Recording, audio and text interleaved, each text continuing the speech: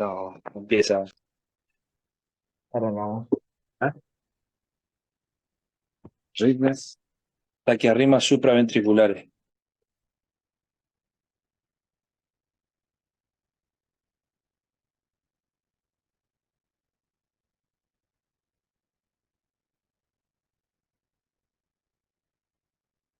¿Ven en pantalla completa ahí?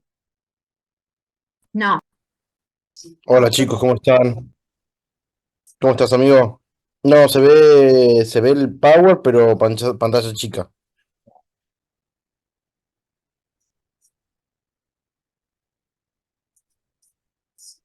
Vamos de vuelta.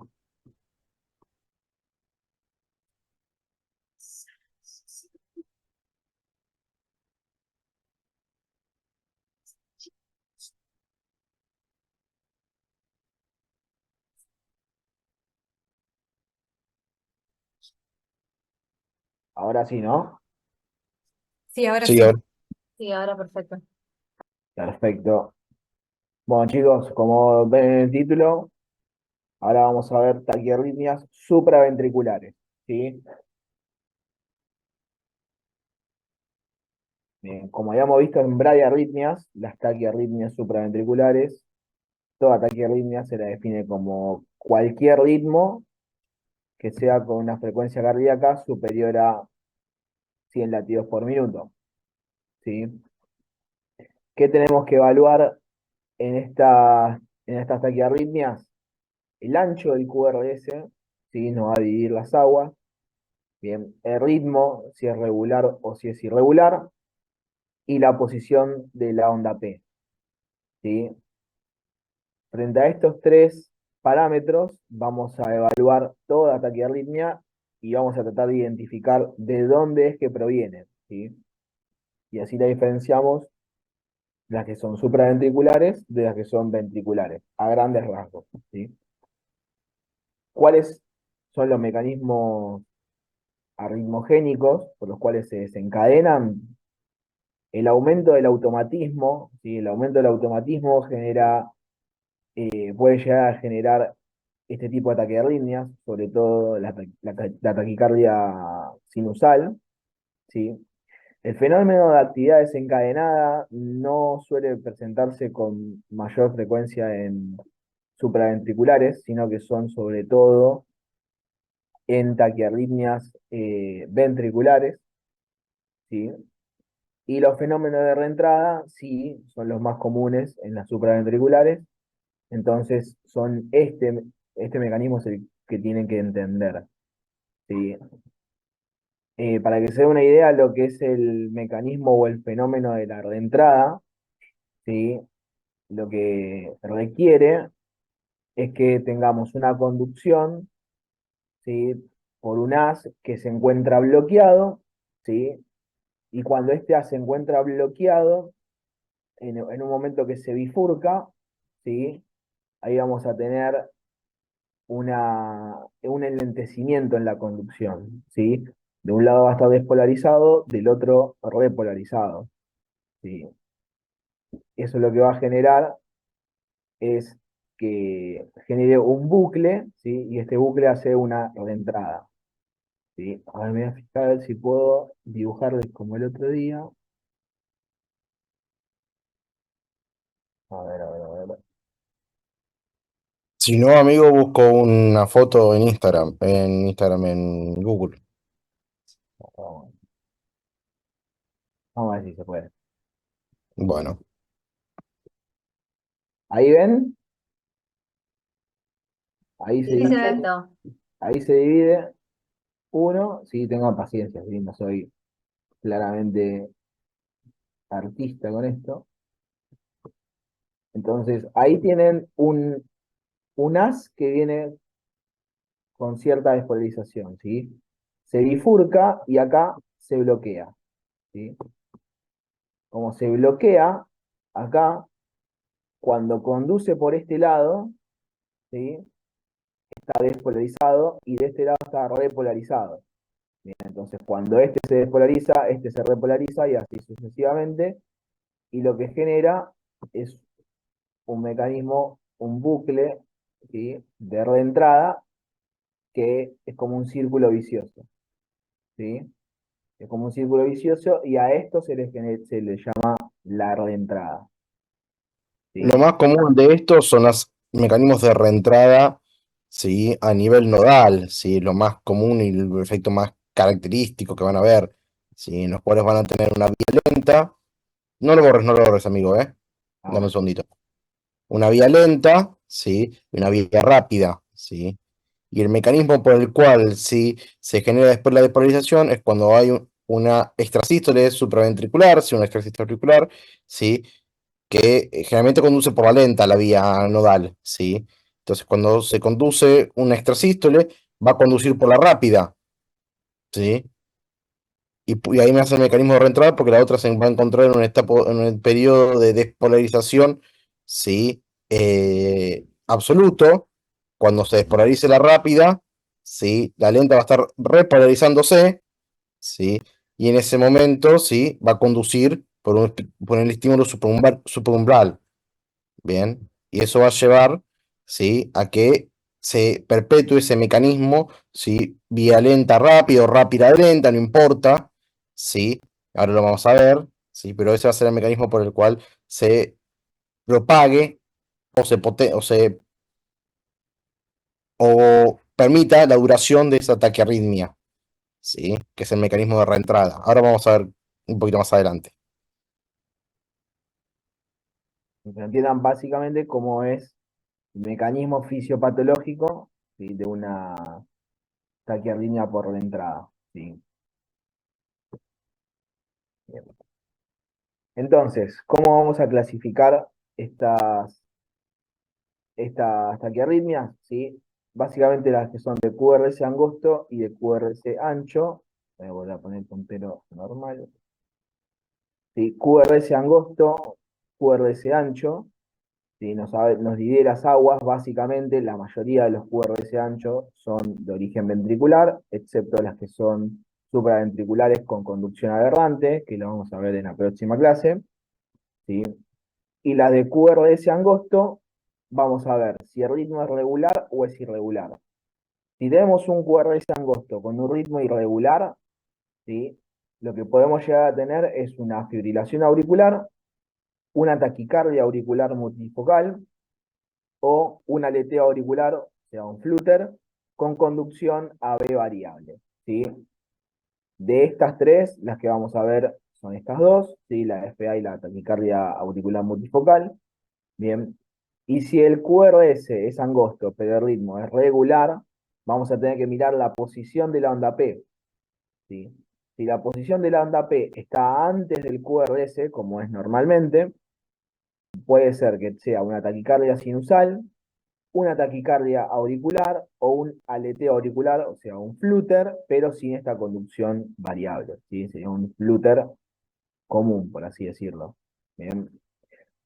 Si la onda P se encuentra dentro o después del QRS, ¿sí? No importa después esto, diferenciar estos tipos, lo que tienen que reconocer es que si no se ve la onda P, ¿sí? Si no la vemos la onda P antes del QRS o directamente no la vemos, es una taquicardia paroxística supraventricular, ¿sí? Una TPS. ¿Está bien? Después veremos más específicamente qué tipo de TPS es, ¿sí?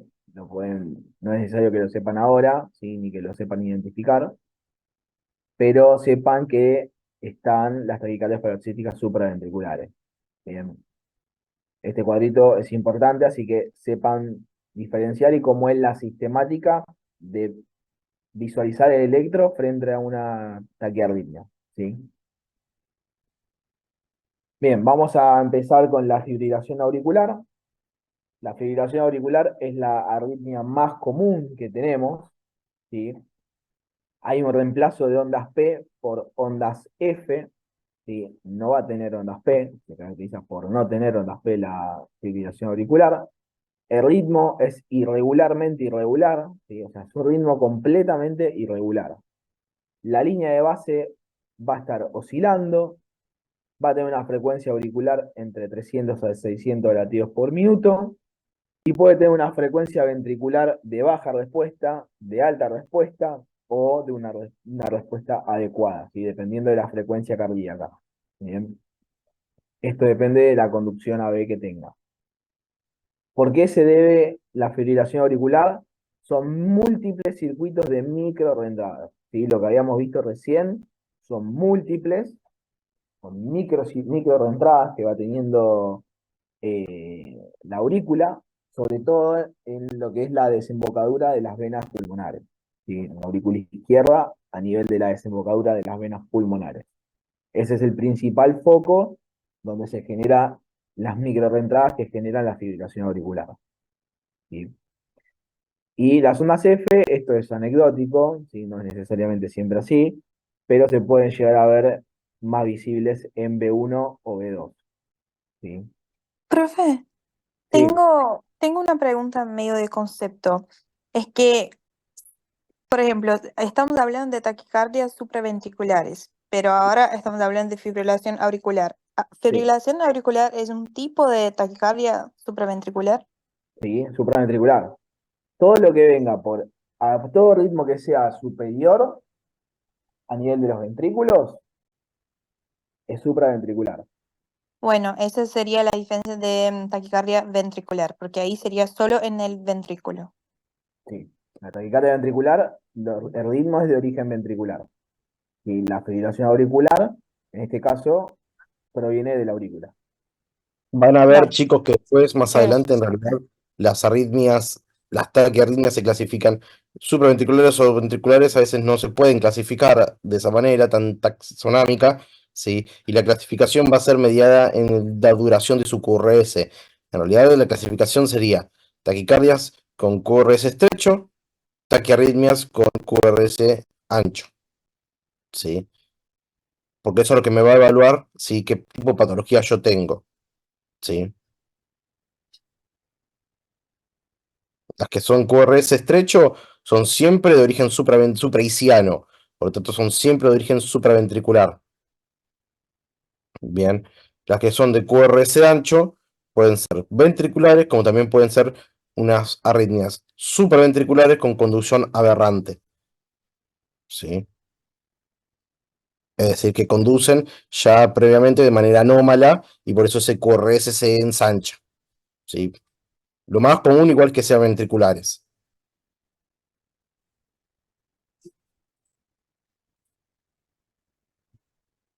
Bien. Entonces, ¿cómo vamos a ver la fibrilación auricular en un electro? ¿Sí? Lo vamos a ver de esta manera, ¿sí? Esto es un electro completo, ¿sí? De 12 derivaciones. Y lo que vamos a ver es que no hay una presencia de ninguna onda P. Vamos acá de 2 largo, ¿sí? No tenemos ninguna onda P. Y como vemos, está donde debería estar la onda P, se reemplaza por las ondas F, ¿sí? Las ondas F. Estas son las ondas F, ven que la línea de base está oscilando, bien, y lo que ven es que el ritmo es irregular, ¿sí? O sea, este intervalo RR no dura lo mismo que este, no dura lo mismo que este, no dura lo mismo que este, ¿sí? Entonces, frente a la no presencia de ondas P, ¿sí? Y que el ritmo sea irregular, es una fibrilación auricular hasta demostrar lo contrario, ¿sí, chicos?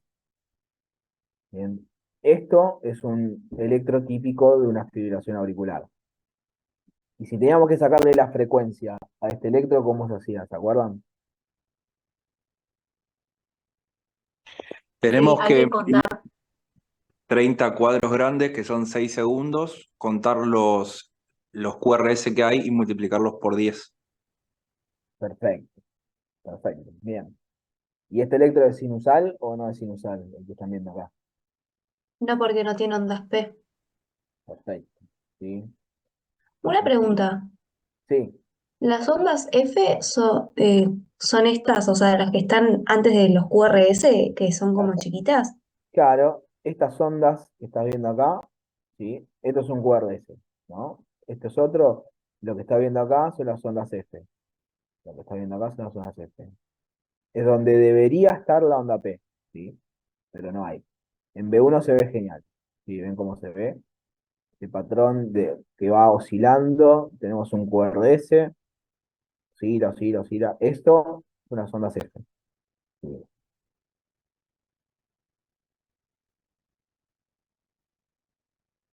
Ven, acá, esto es QRS, la onda T, acá son las ondas F. ¿Sí? Acá no hay onda P, QRS, onda T, y así sucesivamente. ¿Ahí lo pudiste ver? Sí, perfecto, gracias. Bien. Pero en este electrocardiograma podemos observar una hipertrofia ventricular izquierda.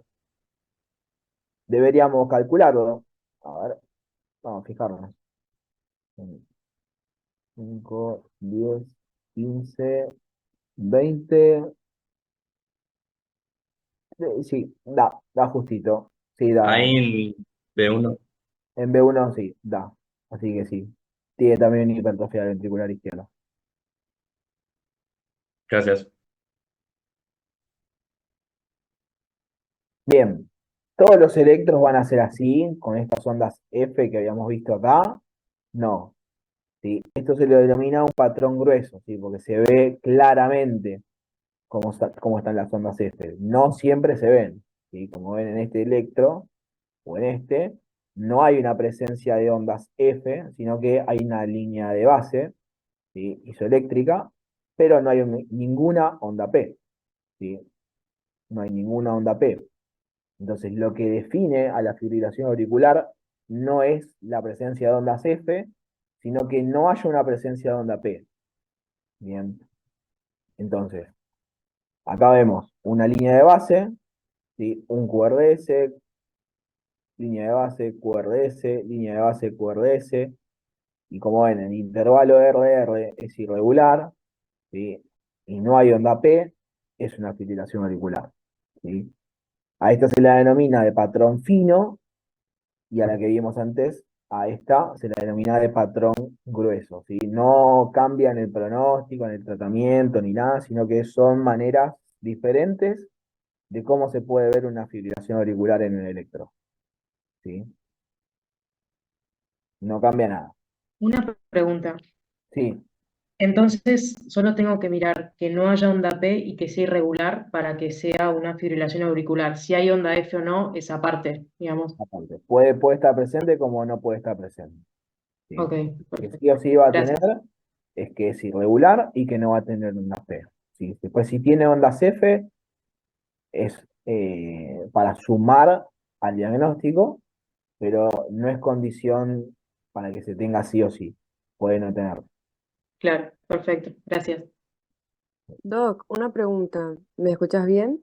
Sí, Es solamente una cuestión de nombres, ¿no? Pero te pregunto, en el libro está como el flúter auricular como las ondas F en serrucho y como fibrilación auricular solamente las oscilaciones de la línea de base. ¿Se puede decir entonces que la fibrilación auricular también tiene ondas F? O sea, mm, no son las ondas F en serrucho, pero son ondas F igual, ¿sí? Tiene serían ondas como F, ondas F más chicas que las del patrón, la entonces del por eso que flujo. se distingue. Son diferentes, y no son en serrucho. Ok, pero igual está correcto decir en el flutter las ondas F en serrucho, ¿no? Sí, sí, sí, sí, ahora lo vamos a ver. Ahora lo vamos a Dale, ver. gracias. Es más, yendo a la definición, ¿sí? Las ondas F se las ponen en la fibrilación auricular con F minúscula, ¿sí? Las ondas F en serrucho, ¿sí? Se las ponen en F mayúscula en el flutter. Un detalle como para que tengan en cuenta. Perfecto. Gracias, Doc. Bien, ¿Cómo dijiste que se dice de patrón fino y grueso? ¿Que tenga o no las ondas F? sí, patrón fino si no tiene las ondas P, las ondas F, digo, y patrón grueso cuando se ven claramente, ¿sí? Las ondas F, como va oscilando. Perfecto. Bien, otro ejemplo, ¿sí? Acá ven los intervalos RR, ¿sí? Como son completamente irregulares, ¿sí? Y que no hay ninguna presencia de una onda P, ¿sí? Ese también hay hipertrofia izquierda, ¿no? Y acá habría que ver de 5, tiene 5, 10, 15, 13. No llega, me parece. No, no llega. Ni con B1 ni con B2. No llega sumado. Sí, tiene como unas R Claro. prominentes acá. Eso sí. Y capaz lo que sí sucedió es que están mal puestos los electrodos y puede llegar a tener hipertrofia. Pero no se ve porque están mal puestos, capaz.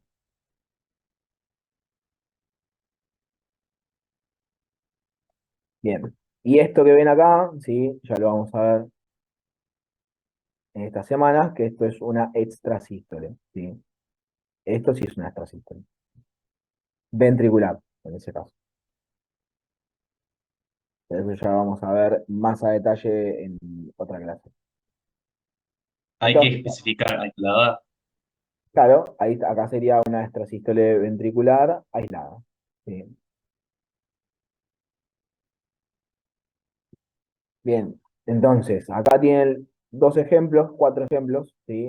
Dos, el primero y el último, ¿sí? Es una fibrilación auricular con un patrón grueso, ¿sí? Donde se ven las ondas F, bien, se ven claramente cómo están acá las ondas F, y acá vemos otros dos en los cuales no vemos una onda F, ¿sí? Pero sí vemos la irregularidad del intervalo de RR y que no hay presencia de ondas P. ¿Sí? Entonces, eso es lo que nos define la fibrilación auricular. O sea, puede tener cualquiera sea de estos ritmos, ¿sí? Pero no tiene que tener onda P y tiene que ser irregular. ¿Sí? Esa es la condición que tienen que tener. ¿No? Con este Profe, ¿se ve ejemplo. mejor en alguna derivación específica? Sí, sí, lo habían dicho acá. Hemos dicho que se ve mejor en B1 y B2, y las ondas F, sobre todo, pero el patrón irregular y la no presencia de ondas P están en todo el electro. ¿Sí? En todas las derivaciones y en todo el electro. Perfecto, gracias. Bien, ¿quedó claro cómo se ve la fibrilación auricular en un electro? Es importante porque esto no solamente que se los toman en el examen, sino que se van a cansar de ver fibrilación auricular, chicos. Entonces tienen que saber reconocerla, ¿sí?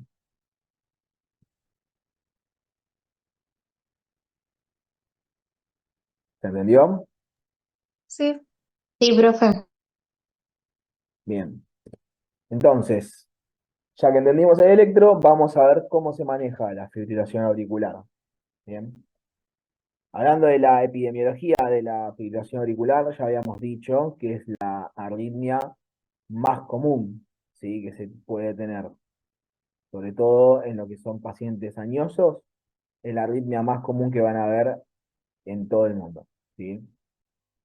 Obviamente cambia la prevalencia según la región en la cual estemos. Como ven acá, en Norteamérica la prevalencia es muy mayor, ¿sí? A lo que es, por ejemplo, en África. ¿Sí? Bien, pero se está viendo que siempre hay una alta incidencia. ¿Sí? En nuestro territorio, acá en Argentina, hay una alta incidencia, no al nivel de lo que es Norteamérica, ¿sí? Pero tenemos alta incidencia de fibrilación auricular. ¿Qué son los factores que pueden predisponer o cuál es el factor de riesgo? ¿Sí? Primero, el sexo masculino, ¿sí? La fibrilación auricular es más frecuente en hombres, ¿sí? Acá lo ven, la diferencia. Esto es en hombres, esto es en mujeres. A la edad de 80 años todavía sigue habiendo una edad significativa, ¿sí? Una diferencia significativa. Y después, si ya pasado los 80 años, como que se igualan. Bien. Después, eh, otra cosa que nos va a definir, ¿sí? Es la edad, ¿sí? La edad es mucho más frecuente, ¿sí? Como ven acá, ¿sí? Aumenta la prevalencia de fibrilación auricular cuanto mayor edad tenemos, ¿sí? Entonces, ¿cuáles son los factores de riesgo? El propio envejecimiento, ¿sí? Y la edad del paciente, van a cruzarse con fibrilación auricular, ¿sí? La etnia, el sexo masculino, como habíamos dicho, ¿sí? Y propios factores genéticos pueden predisponer y son los factores de riesgo más prevalentes, ¿sí? Y luego las comorbilidades propias que tenga el paciente, ¿sí?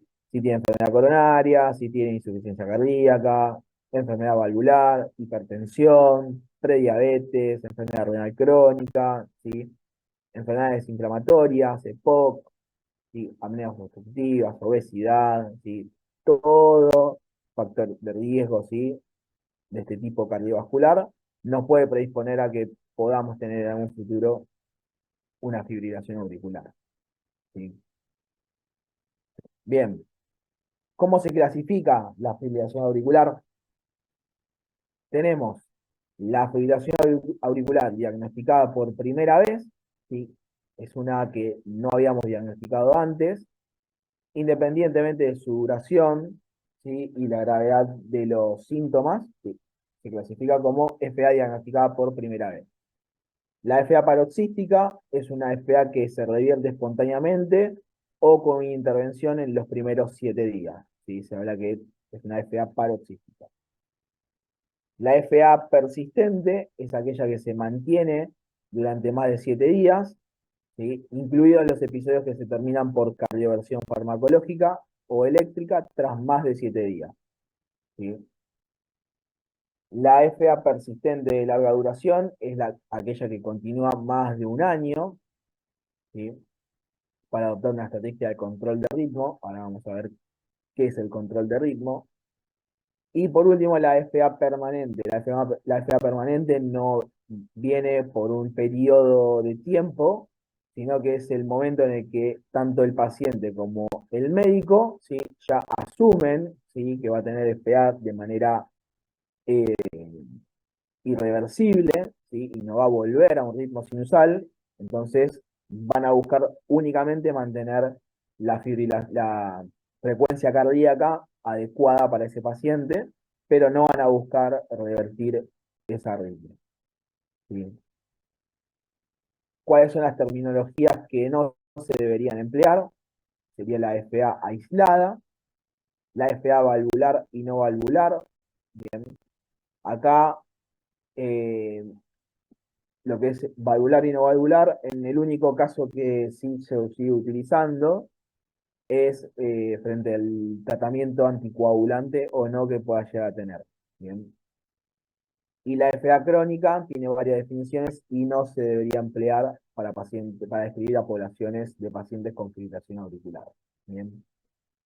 Después tenemos una escala, ¿sí? Que es evaluando la gravedad de los síntomas que generan esta fibrilación auricular, ¿sí?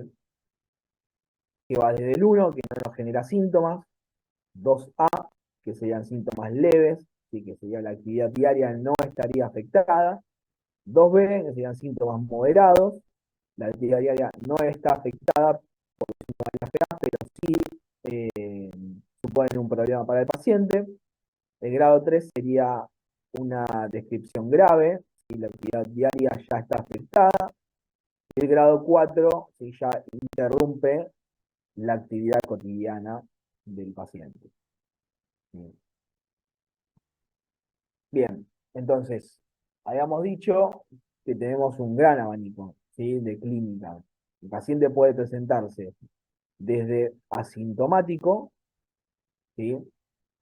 Hasta con una inestabilidad hemodinámica, ¿sí? Puede pasar por todos estos estadios el paciente. ¿Sí? Fíjense la amplia clínica que puede llegar a tener el paciente. ¿Bien? Entonces, ¿puede ser asintomático? Puede ser asintomático.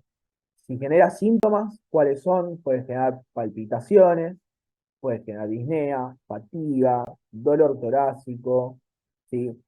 Disnea, síncope, ¿sí?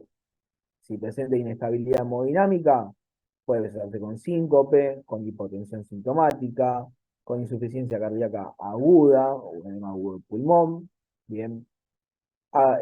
Puede generar un infarto agudo del miocardio o puede presentarse como un shock cardiogénico, ¿sí? No es la causa más frecuente de un shock cardiogénico, pero las taquiarritmias lo pueden generar, ¿sí? Entonces, acá lo que vemos es que la fibrilación auricular aumenta la mortalidad del paciente, ¿sí? Aumenta la incidencia de pacientes en tener un stroke, ¿sí? Ya que el 30%, como ven acá, de los ACV isquémicos, ¿sí? Se pueden generar de origen cardioembólico, y los ACV criptogénicos son aquellos que no tenemos un origen eh, verificado por el cual vienen, también pueden ser una fibrilación auricular.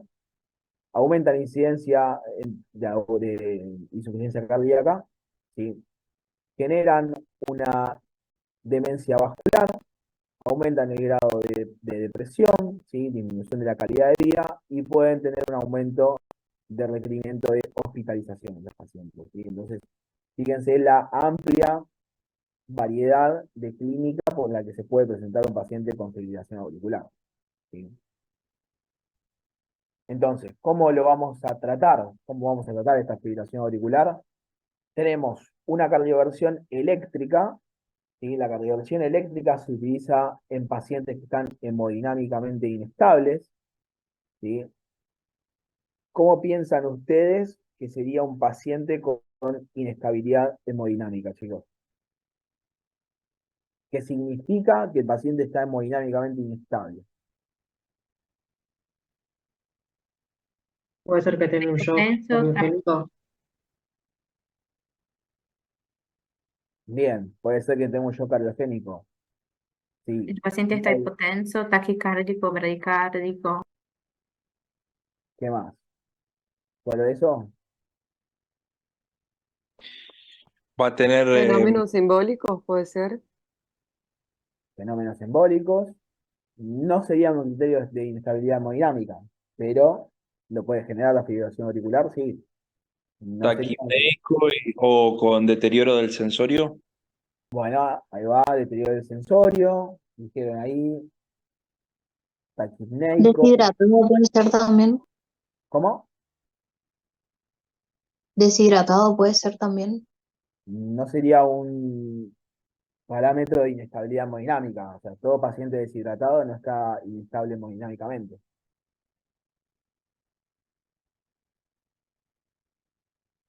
Entonces, lo que tenemos que evaluar acá, ¿sí?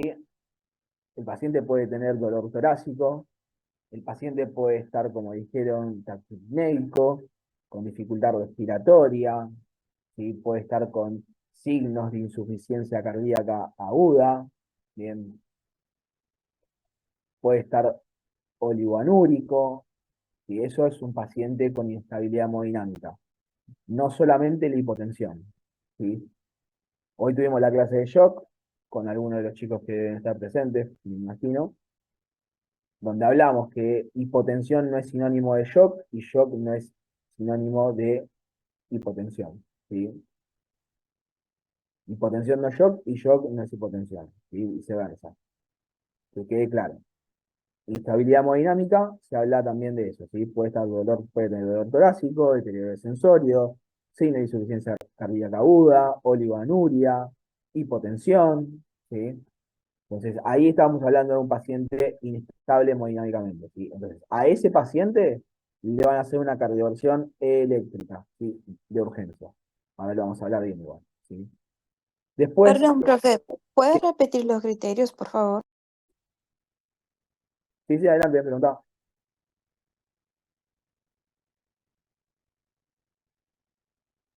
No, si podía repetir los criterios. ¿De inestabilidad hemodinámica? Sí. Sí, sí.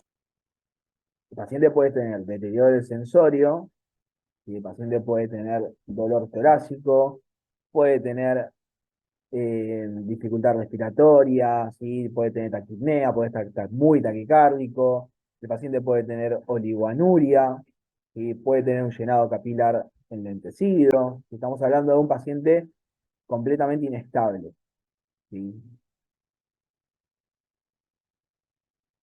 Bien. Lo otro que podemos hacer, Gracias. no de nada, una cardioversión farmacológica, ¿sí? En aquellos pacientes que no tienen una cardiopatía de base, se puede utilizar lo que es la flecainida, la propafenona, y los que tienen cardiopatía de base, se puede utilizar el otro antiarrítmico, ¿sí? Que es la amiodarona. Bien. Esto es para cardiovertir, o sea, buscar al paciente, llevarlo a un ritmo sinusal y sacarlo de la fibrilación auricular. Bien. Después, para el control de la frecuencia cardíaca, se utilizan los beta bloqueantes, se pueden utilizar los calcio antagonistas, ¿sí? No dihidropiridínicos, y los digitales, ¿sí? La digoxina, por ejemplo. Amigo, hay un segundito, envío al chat, cuáles son los fármacos que se utilizan, los 5 fármacos que se utilizan actualmente para cardioversión. Dale. Sí, tenemos la precainida y la propafenona. Sí, estos son antiarrítmicos ¿de qué grupo?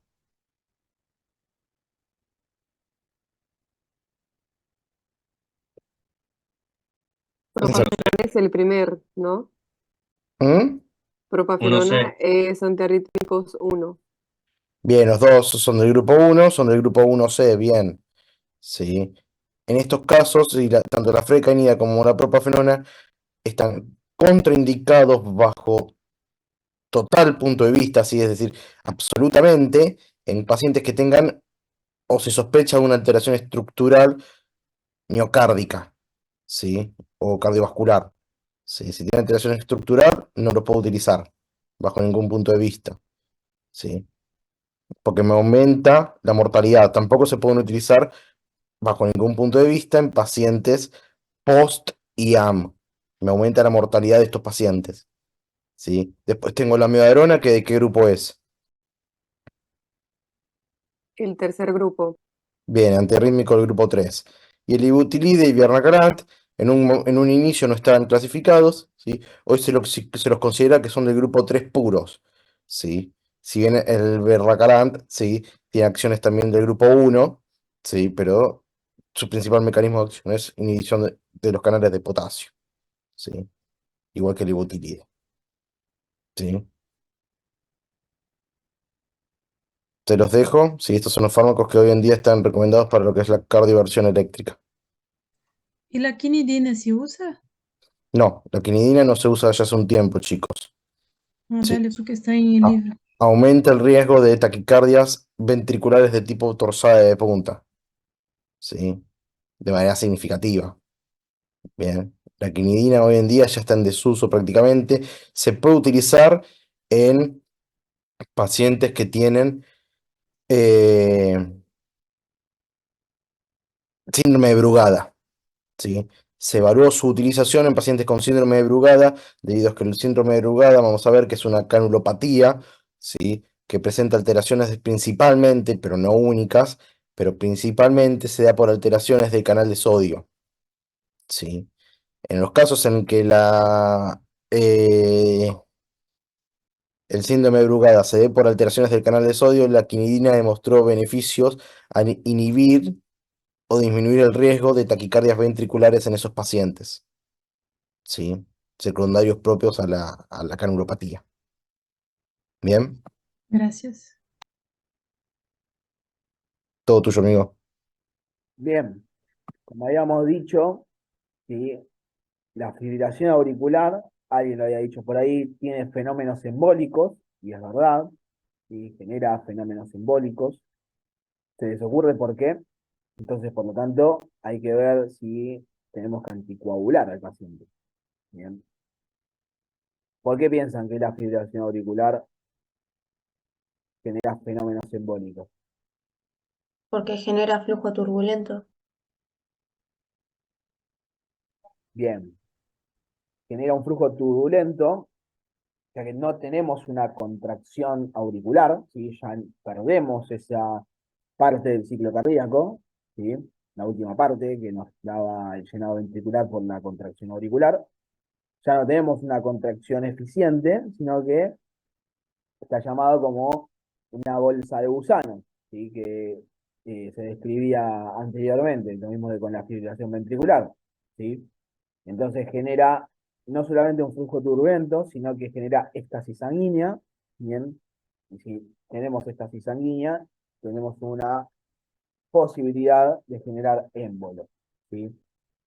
¿Dónde es más común que se generen trombos y a su vez émbolos a nivel de la orejuela izquierda, ¿sí? Si se acuerdan que en anatomía, una parte de la aurícula, y que como que sobresalía del corazón, era la orejuela, ¿sí? Entonces, a nivel de la orejuela izquierda es donde mayormente se generan estos trombos. Y por último, se puede utilizar la ablación por catéter de la fibrilación auricular, donde habíamos dicho que era su origen, que era en la desembocadura de las venas pulmonares. Entonces, lo que se suele utilizar también a veces es la ablación de las venas pulmonares. Bien. Entonces, ahora vamos a ver frente a qué paciente y cuándo vamos a decidir colocarle cada una de estas cosas, ¿sí? Pero a grandes rasgos, todo esto abarca el tratamiento de la fibrilación auricular, ¿sí? Bien. Entonces, para el tratamiento tenemos esta memotecnia, ¿sí? Donde tenemos la C, que nos habla de confirmar la FA, ¿sí? Con un electro de 12 derivaciones. Luego tenemos que caracterizar esta FA, tenemos que evaluar el riesgo de que nos genere un stroke, tenemos que evaluar la severidad de los síntomas, ¿sí? Tenemos que evaluar la carga de esa FA, ¿sí? Y el sustrato. Bien. Entonces, ¿cómo vamos a controlar esto? Tenemos la A y la B y la C. La A nos habla de la anticoagulación, ¿sí? La B de mejorar los síntomas del paciente y la C de mejorar las comorbilidades del paciente, ¿sí? ¿Cómo vamos a evaluar la A? ¿A qué paciente vamos a anticoagular? Tenemos acá una escala, ¿sí? Que se llama CHAS-BASC, ¿sí? Esta escala lo que nos evalúa es el riesgo embólico que pueda tener este paciente. La memotecnia, donde nos habla que la C es de insuficiencia cardíaca, ¿sí? Congestiva, la H de hipertensión o que el paciente esté en tratamiento antihipertensivo, la edad que sea mayor a 75 años, esto ya nos suma 2 puntos en esta escala, la diabetes nos suma 1 punto, el tener un antecedente de un ictus, 2 puntos, que tenga enfermedad vascular periférica, 1 punto, otra vez la edad, se ve como 1 punto porque es de 65 a 74, y en este caso es mayor a 75 años. Y por último, el sexo, ¿sí? En el cual la mujer sumaría 1 punto. Pero haciendo una salvedad para acá, es que no es un factor de riesgo, sino que es un modificador de riesgo. Y se van a ver que no cambia el tratamiento por el hecho de que la paciente sea de sexo femenino. ¿Sí? No cambia. Pero sí se menciona en la escala. Luego tenemos esta escala que se llama Hasbled, que esta escala lo que nos evalúa es el riesgo de sangrado, ¿sí? Lo contrario al CHAS-BASC. Esta la utilizamos para riesgo embólico, ¿sí? Y esta la utilizamos para evaluar el riesgo de sangrado que tiene este paciente, ¿sí? La H nos habla de hipertensión no controlada, ¿sí? La A nos habla de disfunción renal u hepática, ¿sí? 1 punto para cada una. Bien. El ictus, ¿sí? Sea isquémico o hemorrágico previo. La B, que es tener el antecedente o la predisposición a tener un sangrado. La L, que nos habla de un rin lábil, ¿sí? La E nos habla de la edad, pacientes mayores a 65 años. Y la D, por consumo de drogas o ingesta excesiva de alcohol, al igual que la primera, es 1 punto para cada uno. ¿Sí? La puntuación máxima entonces sería de 9 puntos. Y como ven, hay cosas que se repiten, ¿sí? La hipertensión se repite, ¿sí? El antecedente de ictus se repite, ¿sí? La edad también se repite. Entonces, como ven, los pacientes pueden tener tanto un puntaje positivo para una escala como para otra. Entonces, estos factores de riesgo, ¿sí?, son tanto protrombóticos como que también aumentan el riesgo de sangrado. ¿Sí? Entonces nos evalúa las dos cosas, ¿sí?, tanto el riesgo embólico como el riesgo de sangrado. Bien, entonces, ¿a qué paciente vamos a anticoagular? ¿Sí? Acá estábamos hablando de cuándo era importante ver si era de origen valvular o no. Y acá tenemos que si una fibrilación auricular tiene una válvula mecánica protésica o tiene una estenosis mitral moderada severa, y si alguna de estas dos nos da que sí, el paciente automáticamente tiene que ser anticoagulado, ¿sí?, independientemente del CHAS-VAS, ¿sí?, con antagonistas de la vitamina K. ¿Sí? Tiene que estar anticoagulado con antagonistas de la vitamina K. Si el paciente no tiene válvula protésica, no tiene estenosis mitral, ni nada, ahí sí vamos a evaluar la escala de CHAS-VAS, ¿sí? Si nos da 0 en hombres y 1 en mujeres, ¿sí?, por el solo hecho de ser mujer, no requiere tratamiento anticoagulante el paciente. Bien. En cambio, si nos da 1 en hombres, ¿sí?, y 2 en mujeres, acá, como lo ven, se puede considerar el tratamiento anticoagulante con anticoagulantes directos, ¿sí?, directos. Ahora, si el CHAS-VAS no da mayor a 2 o igual en hombres o mayor o igual a 3 en mujeres, ¿sí?, la anticoagulación está recomendada, ¿sí?, con los nuevos anticoagulantes o los anticoagulantes directos, como quieran llamarlos, ¿sí?, que sería, por ejemplo, el dabigatran, el rivaroxaban o el apixaban. Bien. Ahora, ¿qué pasa si habíamos visto acá la escala de Haslev?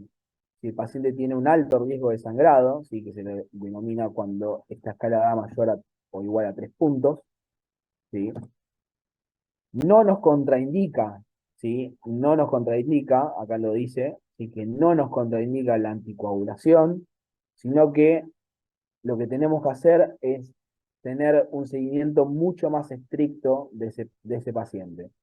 ¿Sí? ¿Tiene un mayor riesgo de posibilidad de tener un evento hemorrágico? Sí, pero el hecho de que lo tenga no me contraindica la anticoagulación, ¿sí? El beneficio que tiene el paciente por anticoagularse y prevenir los fenómenos embólicos supera al riesgo de que presente un sangrado, ¿sí? ¿Se entendió esta parte de anticoagulación?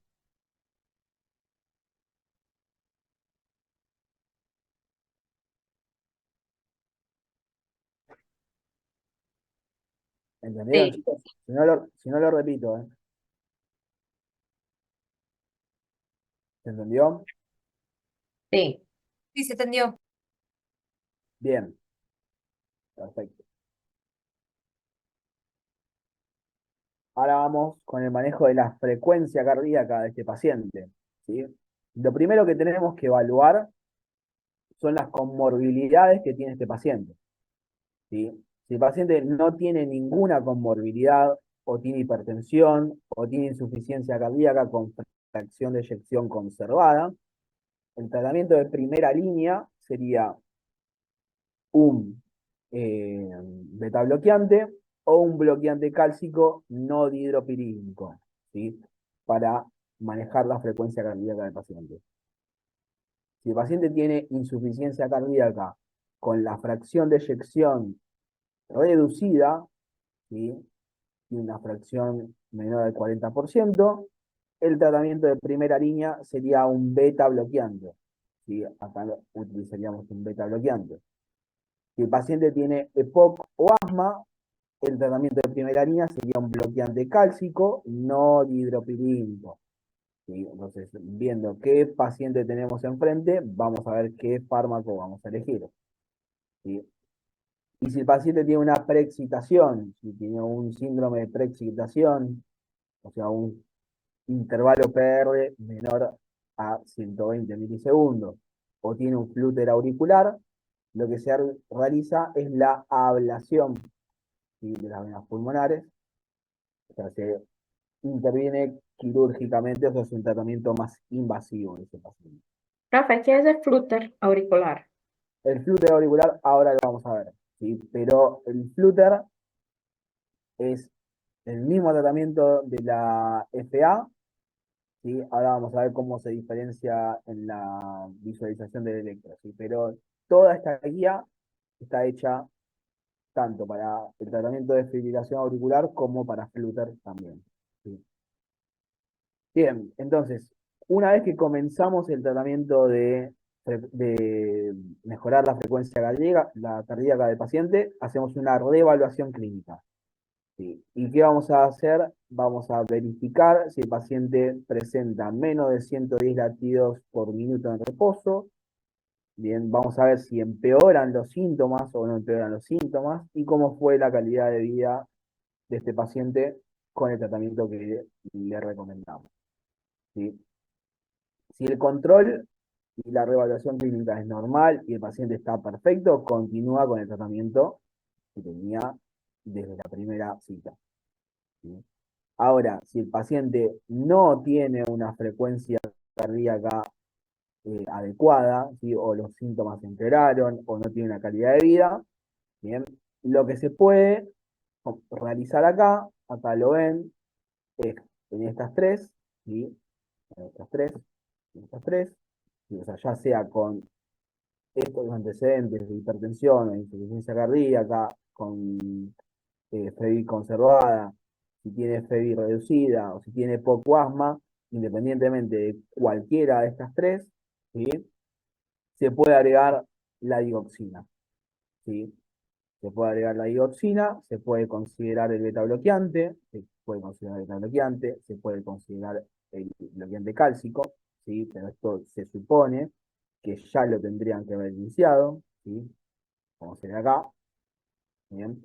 Entonces, generalmente se agrega la digoxina y acá, y solamente acá, se puede llegar a considerar la amiodarona, ¿sí?, como control de frecuencia, cuando ya no está funcionando tampoco la dioxina, aunque se está poniendo, en realidad, siendo un tratamiento antiarrítmico, ¿sí?, ya que, como dijimos recién, la amiodarona es un antiarrítmico del grupo 3, ¿sí? No es un fármaco que se busca con la finalidad de disminuir la frecuencia cardíaca, ¿sí?, sino de revertir una arritmia.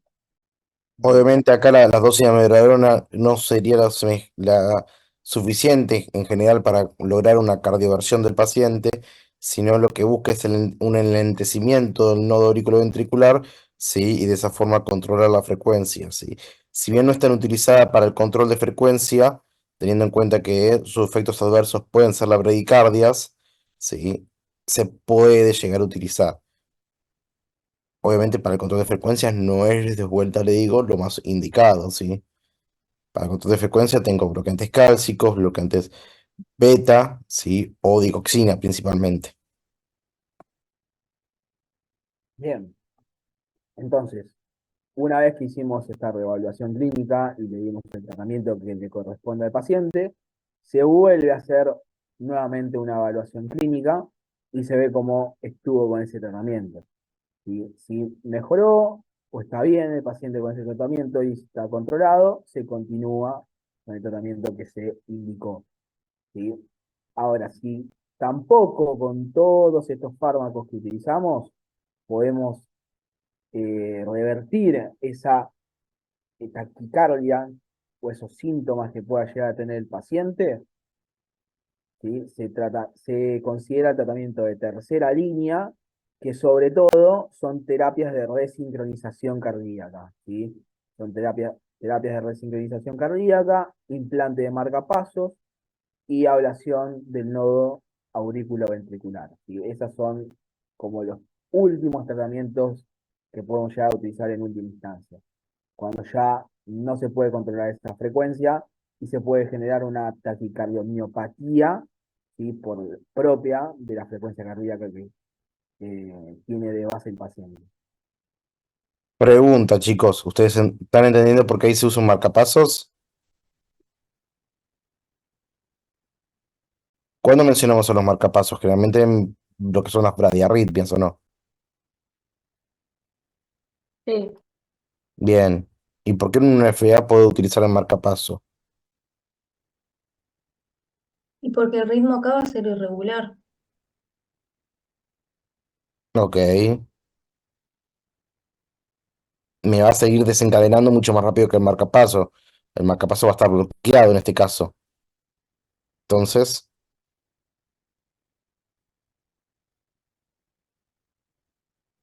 hay una palabra clave que es lo que sigue. Se hace una ablación del nodo auriculoventricular. ¿Sí? Uno mismo, cuando es una frecuencia que uno no puede controlar, uno mismo lo que hace es la ablación, sí, uno mismo no, el electrofisiólogo en realidad no, pero sí, lo que busca hacer es la ablación de ese nodo AB, lo llevo al paciente a un bloqueo auriculoventricular completo, sí, y yo a partir de ahí, como la aurícula no va a conducir nunca al ventrículo, lo que me queda es básicamente generar la conducción por otro lado, sí, en ese caso lado, lo llevo a un bloqueo completo y le coloco un marcapaso. Entonces yo sé que va a estar manejado con ritmo de marcapaso ese paciente. Sí. Una pregunta. Sí. ¿El nodo auriculoventricular acá es el que me genera el fenómeno ese de reentrada que dijeron al principio o no tiene nada que ver? No, en este caso no tiene nada que ver. Acá lo único que hace el nodo AB es conducirte el impulso que viene desde las aurículas. Sí. O sea que el problema sería a nivel del AB.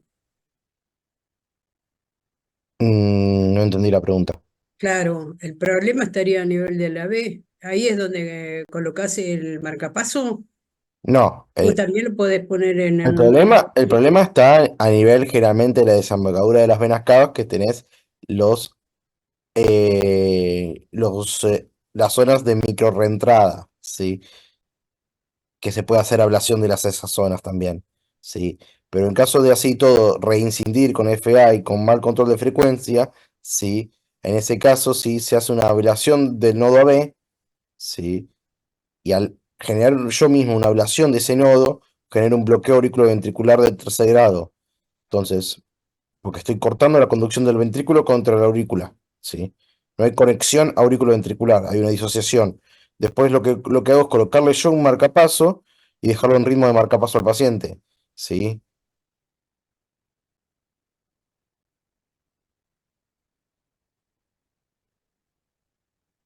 O sea que Bien, después de toda ablación se una hace pregunta. el marcapasos. Claro, se hacen a la vez. No lo haces después porque en realidad, si vos le generas la ablación y no le pones el marcapaso, lo vas a tener con la frecuencia de 40. Ah, tal cual. Gracias. Doc, entonces, las aurículas se manejarían con el nodo sinusal y los ventrículos con el marcapasos. Acá las aurículas no te importa, si total no van a conducir. Sí.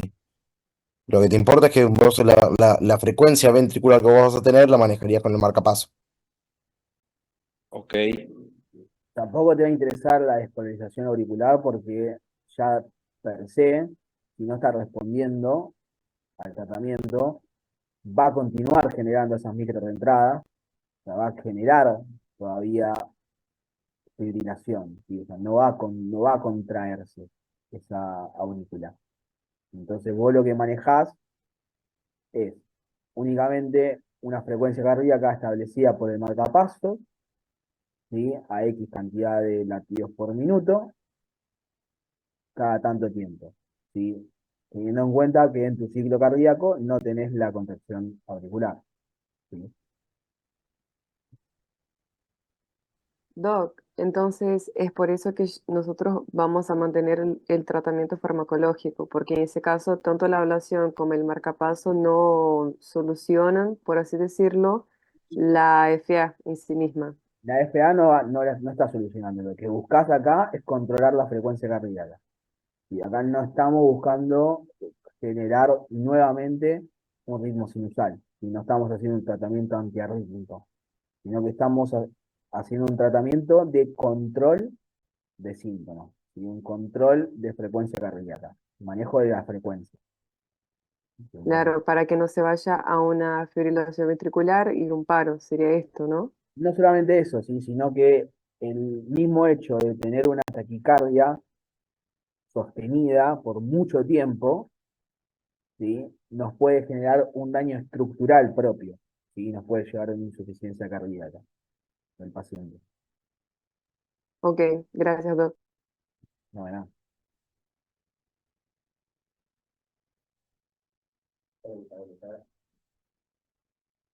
Bien, ¿quedó claro el manejo de la frecuencia entonces?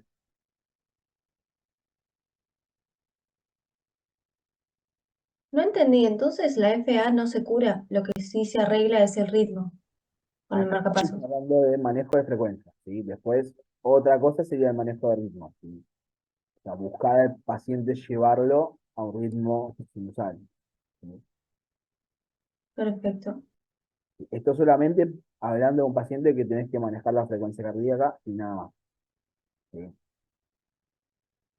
Entonces, ¿a qué paciente voy a buscar, ¿sí? Llevar a un ritmo, a un control de ritmo? ¿Sí? Vamos a tener que evidenciar, ¿sí? La presencia de los síntomas que tenga este paciente, si es que los tiene o no, y a su vez los factores de riesgo, ¿sí?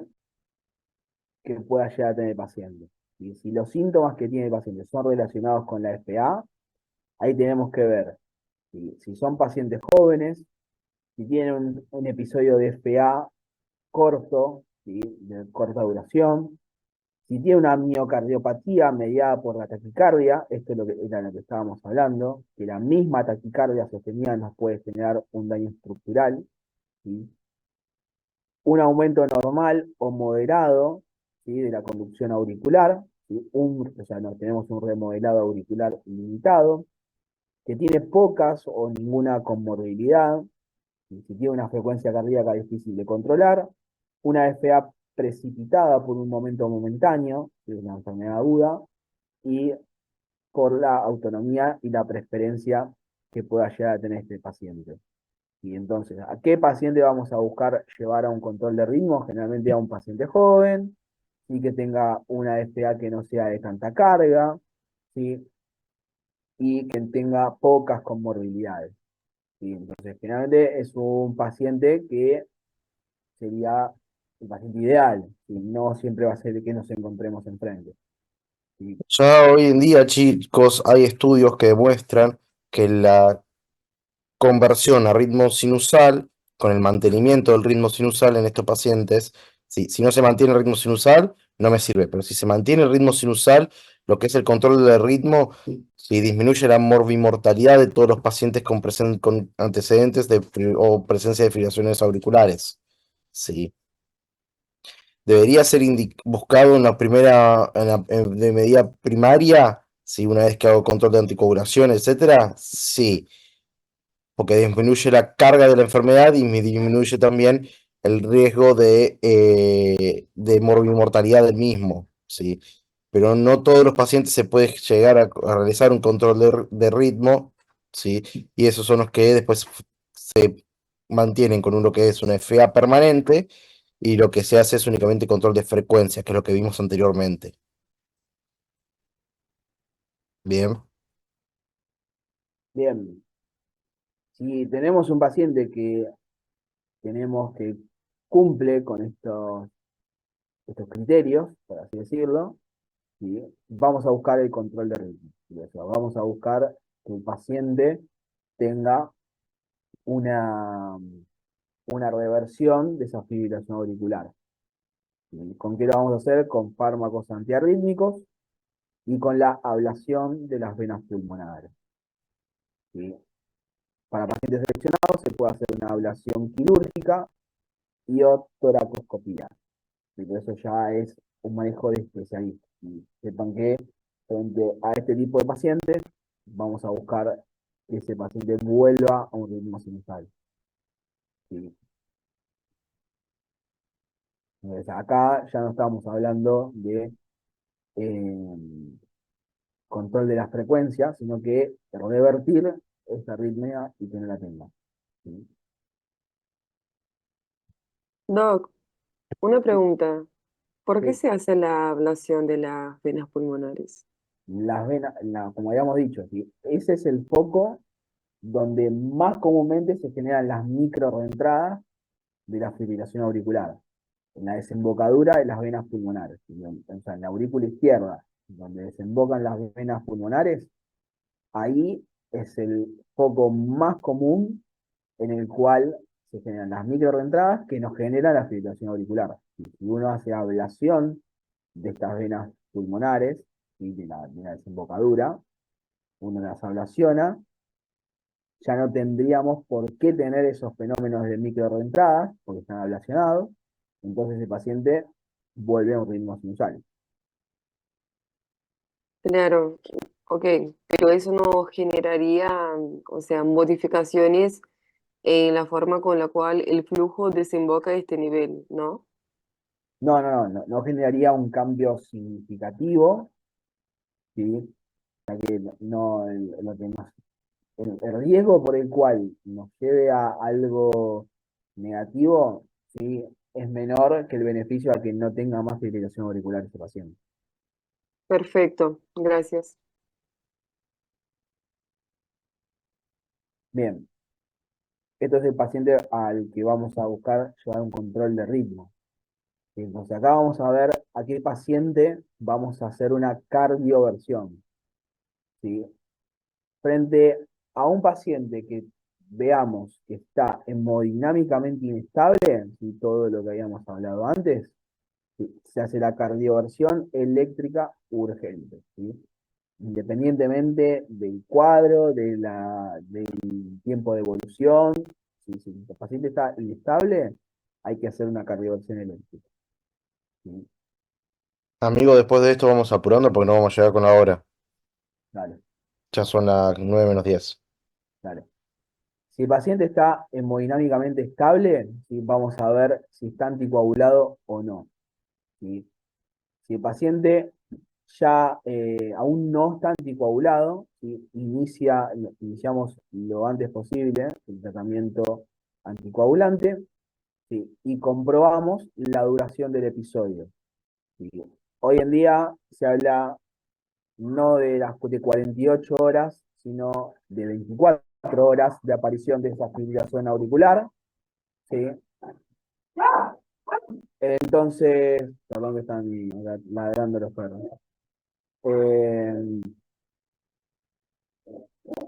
Frente a una fibrilación auricular que se genera en menos de 24 horas, el riesgo de que presente un embolismo es prácticamente nulo. ¿Sí? Entonces, si el paciente se presenta, ¿sí? con una fibrilación auricular de menos de 24 horas de evolución, y no 48, si ahora ya son 24 horas, ¿sí? Lo que se realiza es directamente una cardioversión, ¿sí? Que puede ser farmacológica, con los fármacos que les habíamos nombrado, ¿sí? Sin cardiopatía de base, flecainida, propafenona, ¿sí? Ibutilide, vernaquelán, y el paciente que tiene cardiopatía de base, la amidarona, o podemos hacer una cardioversión eléctrica ya programada. O una cardioversión eléctrica programada. Bien. Si el paciente tiene más de 24 o 48 horas, ¿sí? Lo que se realiza es una anticoagulación durante 3 semanas, ¿sí? Si se descarta la presencia de trombos mediante ecocardiograma transesofágico. ¿Sí? Y después de las 3 semanas se puede reevaluar la cardioversión farmacológica de ese paciente. ¿Sí? Luego de esta cardioversión vamos a ver si decidimos el mantenimiento anticoagulante después de esa cardioversión o no. ¿Sí? Bien. ¿Quedó claro manejo de fibrilación auricular? Sí. Bien. Ahora vamos con la taquicardia auricular multifocal. ¿Sí? La taquicardia auricular multifocal, si se acuerdan, era esa taquiarritmia que si veíamos que se dividía en QRS angosto o ancho, cuando era de QRS angosto y de ritmo irregular, podía ser una fibrilación auricular o una taquicardia auricular multifocal. ¿Sí?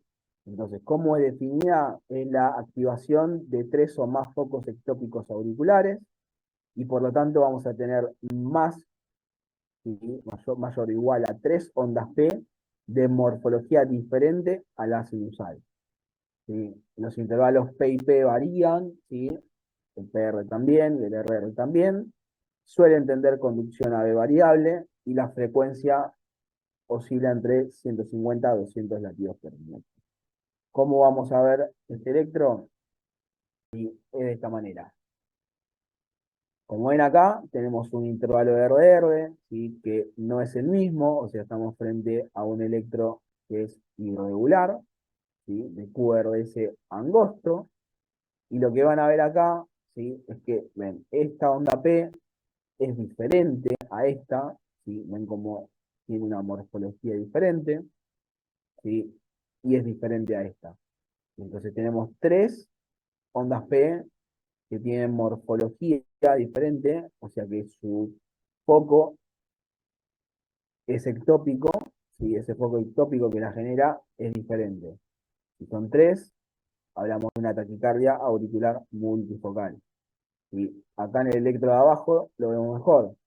¿Sí? Tenemos esta onda P, que es diferente a esta, es completamente diferente a esta, que es invertida, está diferente a esta, ¿sí?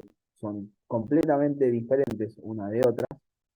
¿Sí? Entonces tenemos un ritmo que es irregular, y a esto se lo denomina taquicardia auricular multifocal. ¿Sí? Esta es la manera de visualizarlo. ¿Sí? Un QRS que es angosto, ¿sí? Un intervalo RR irregular, o sea, un ritmo irregular, y más de 3 ondas P con morfología diferentes, es una taquicardia auricular multifocal. ¿Sí? Acá lo ven de vuelta. ¿Sí? Esta onda P es diferente a esta, ¿sí? Es diferente a esta, es diferente a esta. ¿Sí? Si tenemos más de 3, tenemos una taquicardia auricular multifocal. ¿Sí? Acá lo mismo. ¿Sí? Esta onda P es diferente a esta, por más que sean las dos positivas, y es diferente a esta. ¿Sí? Tenemos 3 diferentes, taquicardia auricular multifocal. ¿Sí? Bien, la taquicardia sinusal. La taquicardia sinusal se da sobre todo por un aumento del tono simpático, por un aumento del automatismo cardíaco. Las ondas P características son de morfología sinusal, cumple con todos los criterios de un ritmo sinusal. Tiene inicio y fin gradual, disminuye con maniobras gales, pero no se interrumpe. Lo importante acá es buscar la causa de esta taquicardia sinusal, ¿sí? Si es un síndrome febril, si es un TEP, si qué es lo que nos está generando esa taquicardia sinusal. ¿Sí? Ya lo vemos, ¿sí? Entonces cumple todas las características de un ritmo sinusal. Tenemos onda P, QRS y onda T. ¿Sí? Todo conservado. ¿Sí? Lo único que se altera es la frecuencia. ¿Sí?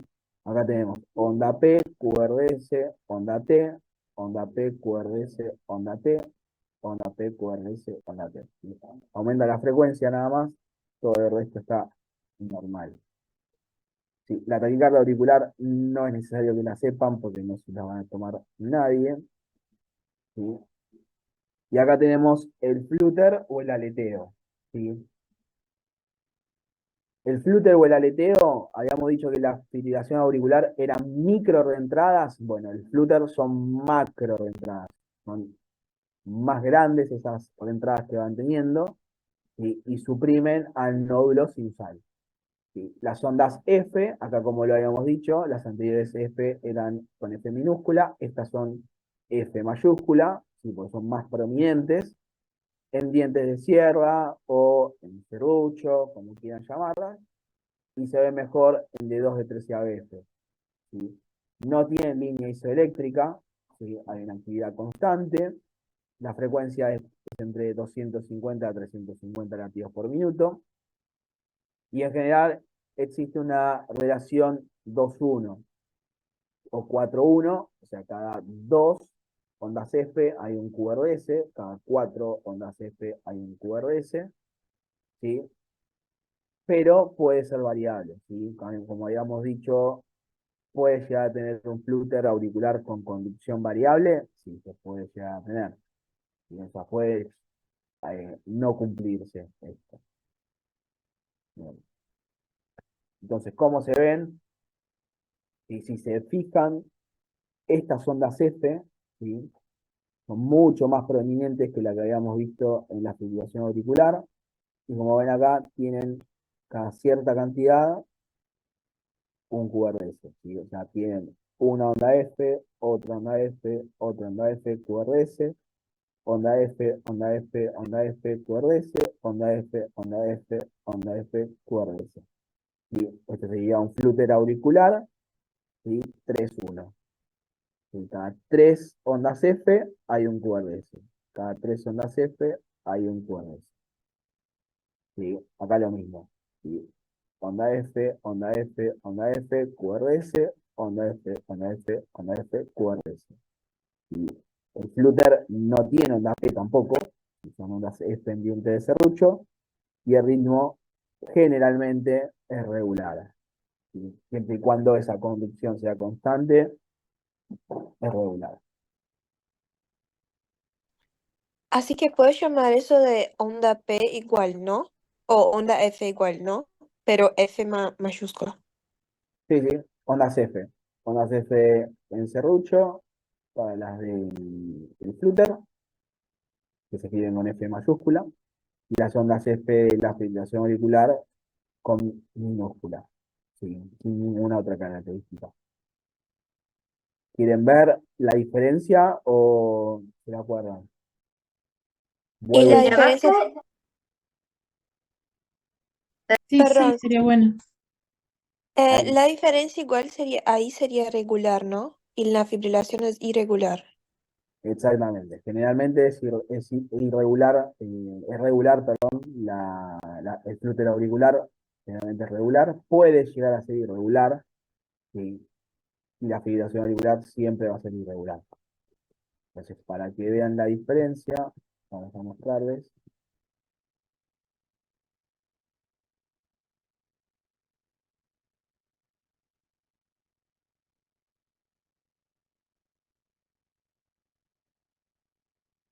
Bien, ven acá, ¿sí? No hay ningún tipo de patrón, ¿sí? No hay ningún tipo de patrón. No hay una, dos, tres ondas F y un QRS, ¿sí? Sino que directamente no hay nada, ¿sí? Son ondas F sin ningún tipo de coordinación entre ellos, por así decirlo.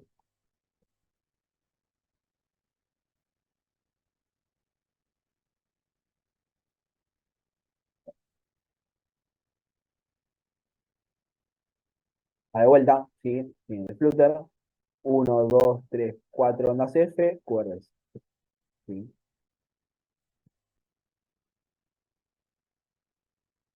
Lo mismo. Acá ven cómo varía, ¿sí? En el de abajo, cómo varía este intervalo, y acá, ¿sí? Se hace irregular. Y por eso les digo que puede llegar a ser irregular el flúter.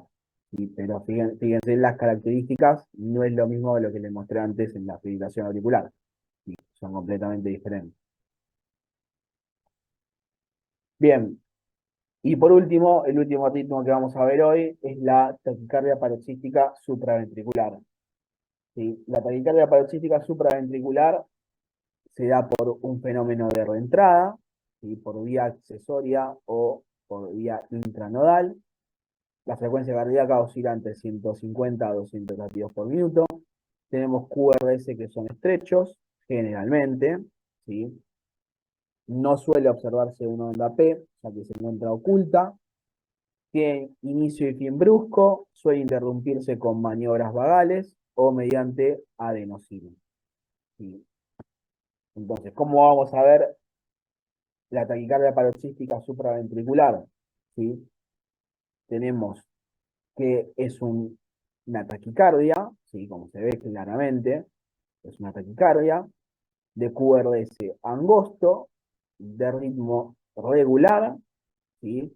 Y no vamos a ver un onda P, ¿sí?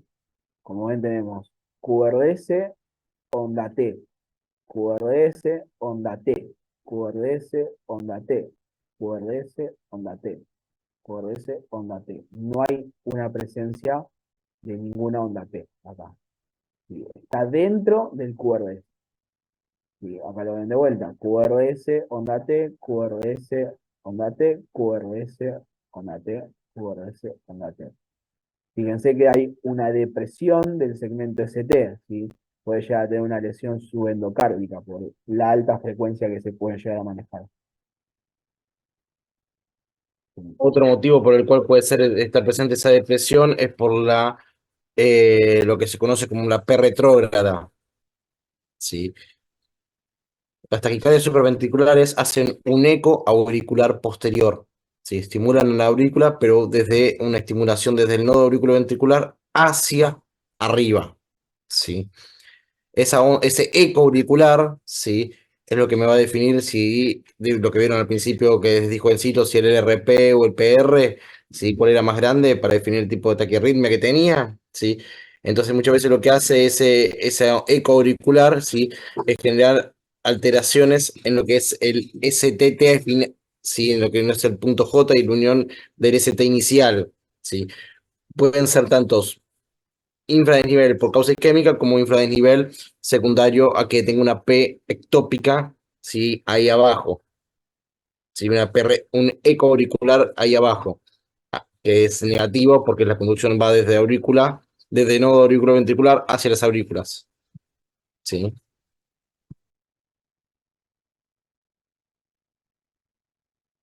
Bien, fíjense bien cómo son los ritmos, ¿sí? Bueno, tienen una morfología característica. ¿Sí? QRS angosto, sin onda P, y únicamente van a ver los QRS y la onda P. Y esa es la manera de poder que lo puedan identificar de manera fácil en el electro. ¿Sí? Acá, como lo ven, si no tenemos esa lesión subendocárdica, ¿sí? O sea, depresión del ST, como ven acá, pero sí tenemos un QRS sin ninguna presencia de onda P y viene la onda T. QRS, onda T, QRS, onda T, ¿sí? QRS, onda T, QRS, onda T. Bien. Lo mismo acá. ¿Sí? Acá sí hay un poquito de depresión del ST, pero acá lo ven, ¿sí? QRS, onda T, QRS, onda T, QRS, onda T. Doc, Sí, ¿el QRS podría ser estrecho? el QRS generalmente lo más común es que sea un QRS estrecho. ¿Sí? Como en acá, ¿sí? Es menos de 3 cuadraditos. ¿Sí? Sí. ¿Lo ven?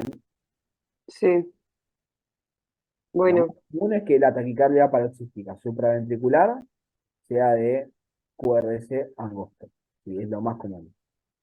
Podemos tener una taquicardia supraventricular con conducción aberrante, igualmente. ¿Sí? Pero que esa ya ya vamos a hablar la semana que viene para diferenciarla de una taquicardia ventricular. Pero la taquicardia supraventricular paroxística generalmente es de QRS angosto. gracias. Entonces, ¿cómo vamos a tratar estas taquicardias paroxísticas supraventriculares? Si el paciente lo tenemos con inestabilidad hemodinámica, si toda taquiarritmia, ¿sí? Que presente una inestabilidad hemodinámica, excepto una que vamos a ver la semana que viene, va a ir a una cardioversión eléctrica sincronizada. ¿Sí? Sí o sí lo vamos a tener que mandar a una cardioversión eléctrica sincronizada. Ahora, tenemos un ritmo como el que vemos acá, ¿sí? Como el que vemos acá. Vemos al paciente, ¿sí?, de esta manera, y no está inestable, y no presenta inestabilidad hemodinámica. Lo primero que tenemos que hacer son maniobras vagales, ¿sí? Maniobras vagales. ¿Cuáles son las maniobras vagales que podemos utilizar? ¿Sí? Podemos utilizar el masaje del seno carotidio, ¿sí? Acuérdense siempre antes de masajear el seno carotidio, ocultar la carótida, ¿sí?, ya que puede llegar a tener una placa y nosotros generar una ruptura de esa placa de ateroma, ¿sí? Entonces, hacemos maniobras vagales como el masaje del seno carotidio o maniobras de tipo Valsalva, ¿sí? Actualmente sí, la que se suele utilizar, o un poquito la que mejor respuesta demostró, es la maniobra de Valsalva modificada. ¿Sí? Básicamente se le pide al paciente en la posición de sentado, ¿sí?, que sople una jeringa de 10 o de 20 centímetros cúbicos, ¿sí?, durante aproximadamente 15 a 20 segundos, 30, ¿sí? Una vez que generó, ¿sí?, que sopló en la jeringa, ¿sí?, en el embudo de la jeringa durante 20, 30 segundos, ¿sí?, al paciente rápidamente, ¿sí?, se lo acuesta en la cama y se le levanta las piernas, se le pone en posición pasiva las piernas elevadas, ¿sí?, en 90 grados, bien elevadas, ¿sí? Y eso genera un aumento en el retorno venoso y un aumento en la actividad simpática, ¿sí? Que eso se conoce como maniobra Valsalva modificada. ¿Me entendieron o hablé en chino? No, profe, perfecto. Bien. Sí, primero sentado, soplo jeringa. Una vez que termine de soplar la jeringa durante más o menos 30 segundos, acuesto al paciente y levanto de forma pasiva de manera rápida las piernas. ¿Sí? Bien, el paciente puede no responder a estas maniobras vagales. Entonces ahí lo que se utiliza es la adenosina intravenosa, ¿sí? La adenosina intravenosa tenemos que se pueden utilizar en bolos, ¿sí? Se utilizan en bolos rápidos, ¿sí? O sea que la vida media de la adenosina es muy, muy, muy corta, ¿sí? Lo que tenemos que hacer es una primera dosis de 6 miligramos, ¿sí? Podemos utilizarla hasta 3 veces, ¿sí? Podemos hacer una primera dosis de 6 miligramos, una segunda dosis de 12 miligramos y la tercera nuevamente de 12 o subir a 18 miligramos, ¿sí? Depende de dónde lo lean. ¿Está bien? Entonces, lo que podemos hacer y cómo se realiza la administración de la adenosina, ¿sí? Tienen que poner en una llave de 3 vías, ¿sí? Ponen la adenosina. Cuando le dan el bolo de la adenosina al paciente, automáticamente atrás de la adenosina le dan un bolo también de 20 cc de solución fisiológica, y como para que empuje a esa adenosina, y al paciente le levantan el brazo, ¿sí? Obviamente se tiene que buscar una vía que sea lo más proximal posible, ¿sí?, al paciente. Entonces, le levantan el brazo al paciente para que llegue mucho más rápido y no se inactive la adenosina. Hay que avisarle al paciente que la adenosina genera síntomas y efectos adversos que son bastante molestos para el paciente. El paciente va a sentir dolor torácico, va a sentir una dificultad respiratoria, va a tener sensación de que se va a morir, puede generar broncoespasmo, ¿sí? Puede generar diferentes síntomas, ¿sí? Pero es importante avisarle al paciente que va a tener eso, ¿sí? Posterior a que uno hace la carga de la adenosina en el monitor, cuando uno está visualizando a ver si revierte o no revierte, en un principio hace un periodo de asistolia, o sea, va teniendo el ritmo de la taquicardia, como vemos acá, ¿sí? Posterior hace una línea isoeléctrica como una asistolia, ¿sí? Y después vuelve a un ritmo sinusal, ¿sí? Si es que la revirtió. Doc, tendríamos que saber si el paciente tiene alguna afectación renal para hacer reajuste de dosis o no es necesario. No, que yo sepa, no. No, la adenosina no requiere ajuste de dosis renal porque se elimina por metabolismo intracelular, en el cual se la absorbe para utilización después como adenosina y se le carga los ATP. Sí, después va a servir para la formación de adenosina mono, di o trifosfato. ¿Es Sí. ese que se elimina por lágrima, por sudor? No, no, no. No, Ah, reabsorción intracelular tiene. bueno, ok, gracias. Y la vía media, como dijo Enzo, es muy cortita, ¿sí? De menos de 5 a 10 segundos. Sí. La vía media de la adenosina es de 5 a 10 segundos, chicos, nada. Entonces, la idea es que llegue lo antes posible al corazón para que pueda surtir su efecto, ¿sí?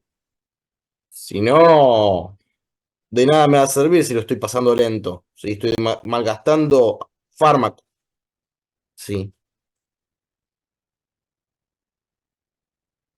Bien, chicos, y lo último que nos queda es, si no responde a la adenosina, ¿sí? Verapamilo o diltiazem intravenoso, ¿sí? O beta bloqueantes, ¿sí? Intravenosos también, como el esmolol, como se ven acá, o el metoprolol, ¿sí? Si estos son inefectivos, ¿sí? O sea, no responde a la no respondió a maniobras vagales, no respondió a adenosina, no respondió a ninguno de los bloqueantes cálcicos o el beta bloqueante, ¿sí? Lo que se utiliza es cardioversión, ¿sí? Lo tenemos Una que, cosa, chicos, es o bloqueantes cálcicos o beta bloqueantes. No hago uno y después el otro. claro, eso, uno u otro. ¿Sí? O usamos verapamilo o diltiazem o usamos un beta bloqueante, ¿sí? Y si no responde, vamos a cardioversión eléctrica, ¿sí? O sea, si el paciente está consciente, está estable hemodinámicamente, ¿sí? Vamos a tener que hacer una pseudoanalgesia a este paciente. Bien. Acá también igual, ¿sí? Si aunque esté inestable hemodinámicamente, van a tener que hacer una pseudoanalgesia. Hacen una pseudoanalgesia del paciente y hacen la cardioversión. Bien. Y hasta acá llegamos. Después de esto, ya no quedaría más. Profe, una pregunta. ¿En Sí. el examen hay solamente un diagnóstico por electro? No, tienen electros que tienen varias cosas. Van a tener electros que tienen dos o tres cosas quizás para poner. Pero van a decir si tenemos que poner como dos o tres o nosotros tenemos que saber ya qué tienen que poner. No, ustedes lo No, tienen que reconocer. tienen que poder reconocerlo, chicos. Dale, muchas gracias. Bien, ¿alguna duda con taquiarritmias supraventriculares o taquiarritmias de Correa angosto?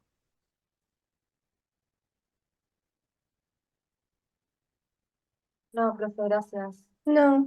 ¿Se entendió todo? Sí. Yo tengo una duda en relación al fenómeno de reentrada, que no entendí muy bien. Como entendí que es eso de la conducción que va a enlentecer esta conducción, pero no entendí muy bien no sé, no entendí muy bien. ¿Querés buscar una foto? Estoy en esa.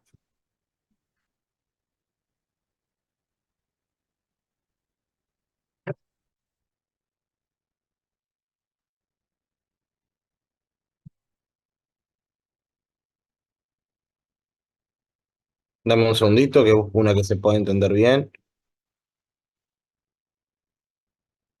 Dale, gracias.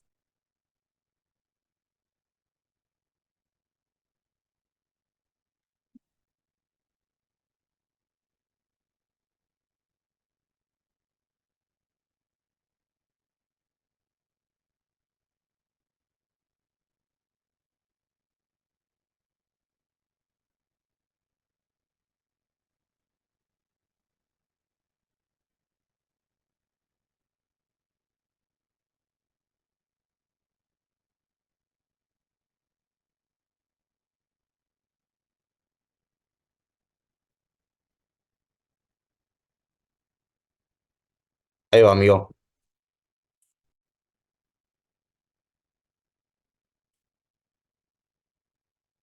Ahí lo ven, chicos. ¿Sí? Como ven en el A, y que viene un impulso y se bifurca, ¿sí? Y donde se bifurca, ahí tiene una porción que se bloquea, y cuando vuelve, ¿sí? Hay una parte que está repolarizada, ¿sí? Y la otra está despolarizada, ¿sí? Entonces ahí nos genera esa, eh, esa disposición, ¿sí? En la cual se genera el bucle, y ahí vemos el bucle. Eso nos genera una reentrada por la cual podemos generar la rítmica, ¿sí? Sobre todo las supraventriculares. Esto es bien característico de las reentradas nodales, lo que está mostrando acá, ¿sí? Y acá me mostraría cómo es que hacen el eco auricular, ¿sí? Y acá cómo hacen la despolarización ventricular, ¿sí? A través de ese mecanismo de reentrada, ¿sí? Hay escape para arriba y escape para abajo, ¿sí? Generalmente, como dice acá, se da secundario a extrasistores auriculares. Muchas gracias, profe. Ahora entendí. Bien, ¿alguna otra duda, chicos? No. Bueno, bien, la semana que viene ya tocaría, corregime, Encito, Eh, ventriculares, ¿sí? Y paro, Ventriculares, no, eh, síndrome coronario. ventriculares, síndrome coronario. Bien, perfecto. Bueno, chicos, nos vemos entonces la próxima semana, el lunes. Buen Dale, fin de muchas semana a gracias. todos, buen fin de largo.